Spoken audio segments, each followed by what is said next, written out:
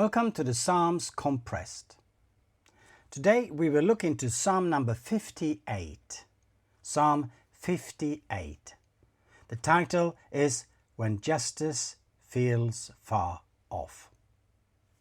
Psalm 58 is one of these imprecatory psalms.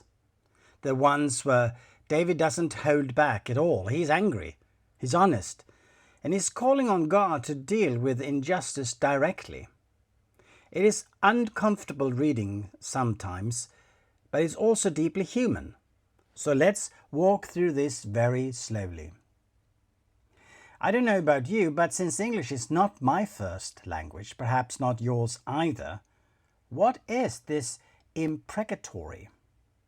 Well, imprecatory, that is an adjective describing something that invokes evil or utters curses.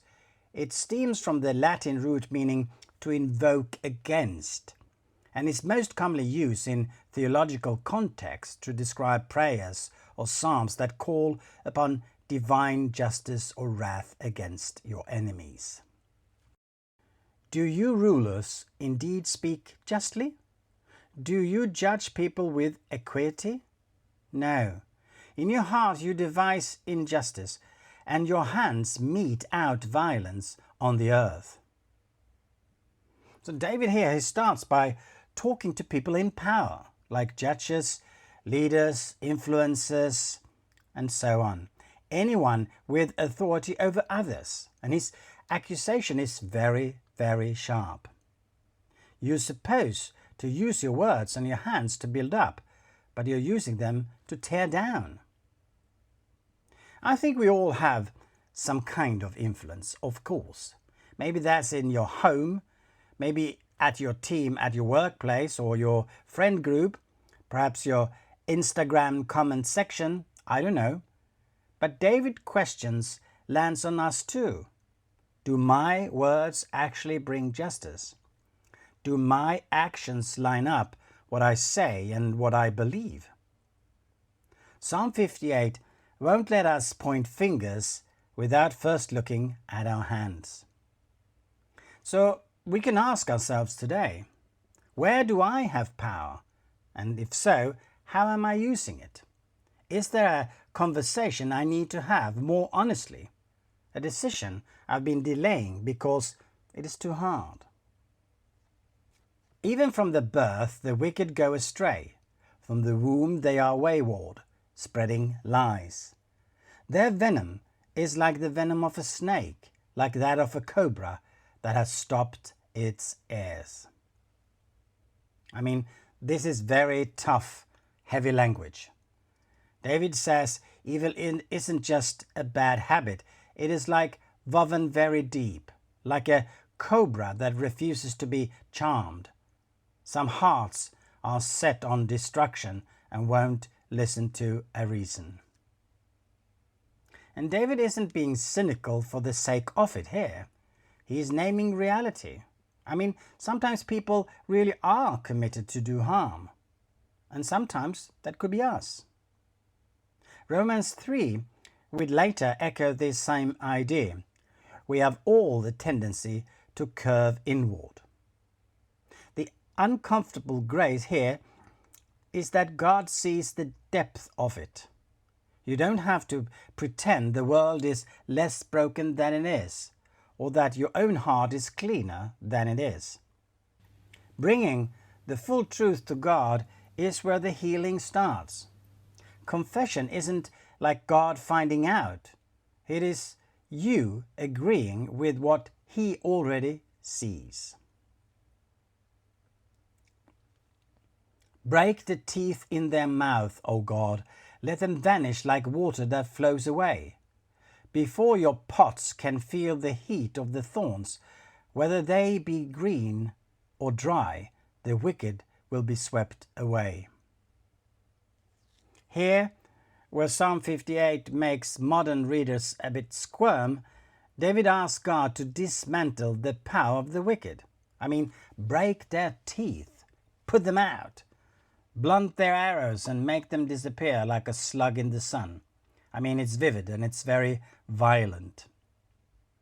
But I think there's two keys to help us pray this without becoming violent or bitter. David is handing it to God. He's not taking it himself. He doesn't say, give me a sword so I can do this. No, he says, God, you do it.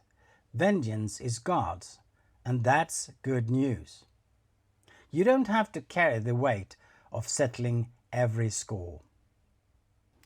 This is prayer language, not policy language. It's poetry from a man who watched innocent people get crushed.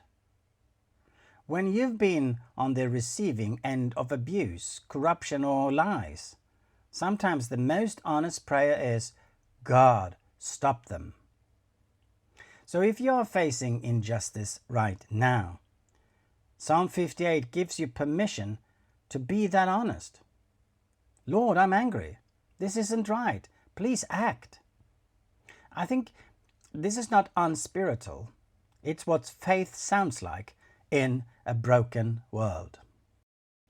The righteous will be glad when they are avenged, when they dip their feet in the blood of the wicked. Then people will say, surely the righteous still are rewarded. Surely there is a God who judges the earth. So the psalm ends with vindication. Not because people got revenge, but because God showed up as a judge. The point isn't gore. The point is this: evil does not have the last word. I think we live between two truths here. First, injustice is real and I know it hurts. Second, God is not indifferent and He will not let it stand forever. It feels like that, but He won't. The cross of Jesus is where those truths meet.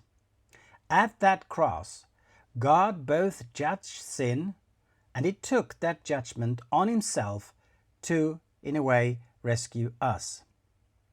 So Psalm 58 drives us to Jesus in two ways. If you've been wronged, He is the judge who sees. He will make all things right. Maybe not on your timeline, but certainly on His. And I know this is tough, but you see, you can rest.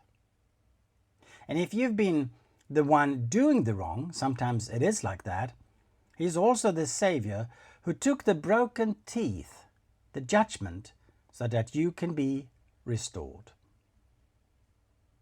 Psalm 58, it isn't a psalm that you master.